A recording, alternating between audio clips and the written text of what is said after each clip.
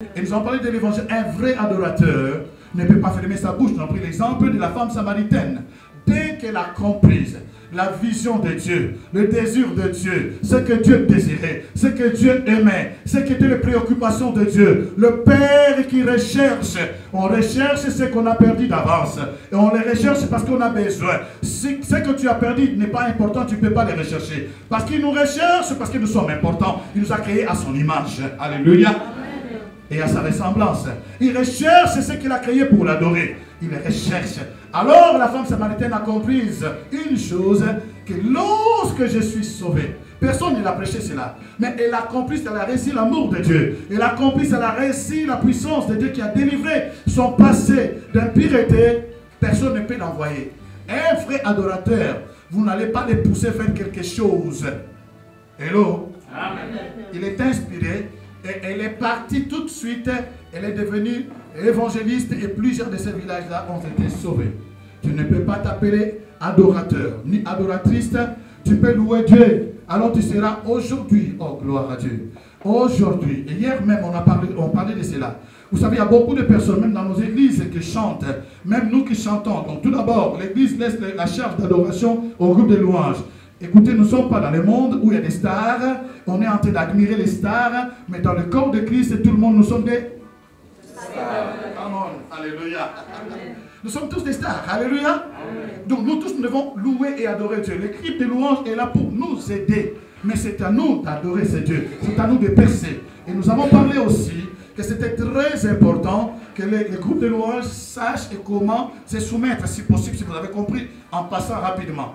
Et j'ai donné le conseil aussi à ce groupe qui nous a aidés hier, après le culte, qui était très important. Donc c'est vraiment, vraiment important pour nous de savoir que lorsque tu deviens un adorateur ou une adoratrice, ce n'est pas seulement pour chanter, ni seulement donner la dîme, mais il faut que tu parles de cet amour. Tu as retrouvé ton amour. Tu as retrouvé quelqu'un que tu aimes.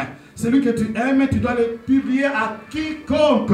J'ai trouvé l'homme de ma vie. J'ai trouvé celui qui fait le plaisir de mon âme. J'ai trouvé celui qui est en train de chauffer mon corps. C'est Jésus-Christ de Nazareth. Viens et vois. Amen. Et nous avons pris l'engagement même, c'était hier, à partir de hier, d'être ces vrais adorateurs ou adoratrices pour parler de lui sans crainte et sans peur. Amen. Amen. Et dans le psaume 47, là où nous avons, je devais parler de cela, mais je parle rapidement en survolant. Ici, il y a un commandement, il n'y a pas une option.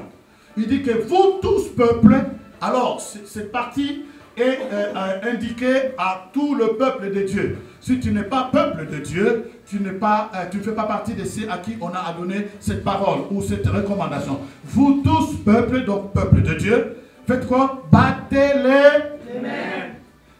Si Dieu est trinitaire, Père, Fils et Saint-Esprit, si Dieu nous a donné 3 missions, si tout d'abord il nous a créés à son image, nous sommes esprit, nous avons une âme et nous habitons dans un corps. Hello? Hello. Je suis esprit. Vous n'êtes pas convaincu de cela? Esprit. Je suis esprit. Je possède une âme. Et je vis dans un corps. Amen. Amen. Je suis aussi trinitaire de ma façon. Amen. Dieu a donné 3 missions aussi. Mais écoutez, lorsque Dieu a créé l'homme, esprit, âme et corps, c'est aussi les temples. Les temples avaient aussi ces 3 dimensions. Il y a les parvis, le lieu saint et le lieu très saint. Alléluia. Amen. Voilà pourquoi dans Matthieu, lorsque le diable attaque ou veut tenter Jésus-Christ, dans Matthieu 4, la Bible déclare qu'il commence à lancer ses flèches par rapport à l'ouverture qui était dans Jésus. La Bible dit, après 40 jours, 40 nuits, Jésus eut faim, n'est-ce pas? Amen.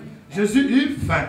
Lorsqu'il a eu faim, il s'est passé quelque chose. Le diable a compris que dans la chair, il y a une ouverture. Je pouvais rentrer là. Alléluia. Il entra dans la chair et il proposa quelque chose.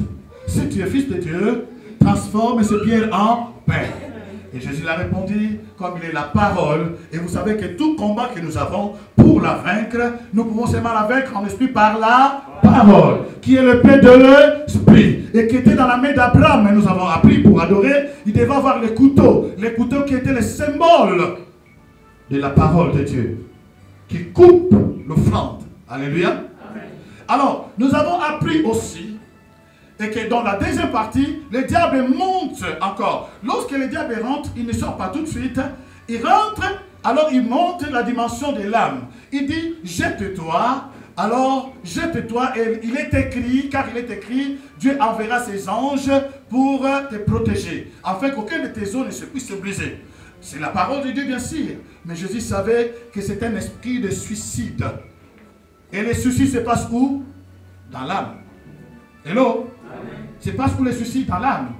Lorsque tu n'as plus d'espérance, lorsque tu es frustré, lorsque tu sais que tu ne peux plus rien faire, à ces moments-là, ton âme est tellement dans les ténèbres que tu ne peux pas voir dessus les secours et tu sors tout de suite comme ça pour finir à ta vie.